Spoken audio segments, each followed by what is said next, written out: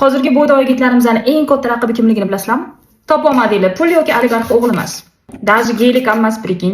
O'sha korobka hali ham demadan, Hozirgi o'ylanaman deyotgan bolalarimizning eng katta raqiblari qizlarning dugonasi. Eng yaqin dugonasi. Chunki u sendan farqli telefonni любой время ko'taradi.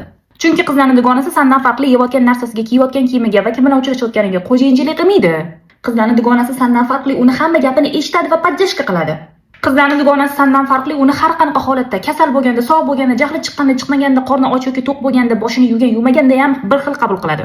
Qizlarning dugonasi sendan farqli uni qattiq og'riyotganini va nimaga og'riyotganini yaxshi biladi va qanaqa qilib yordam ko'rsatishni ham sendan yaxshiroq biladi. Qizlarning dugonasi sen eshak emotsionalni kachayli qilib, narkomonga o'xshab tashlab ketganingdan keyin boradi, ko'nglini ko'taradi, ovqatlantiradi, aylantiradi, birga yig'lashib oladi ham даже. Achida. Qizlarning dugonasi sendan farqli unga nima yoqishini va nima uchun yoqishini ham biladi. Qizlarning dugonasi sendan farqli, agar qo'lda puli bo'ladigan bo'lsa, o'ylab o'tirmasdan beradi. Jmut. Mashnaqa o'rtog'i bo'lgandan keyin sana tanlashi вообще нереально, to'g'risi. Bu video o'rtog'ini yigitini tortib oladigan pes qizlar haqida bo'lmadi. Tak что yozib ovora bo'lma. Agar gaping bo'ladigan bo'lsa, kommentariyada kutaman.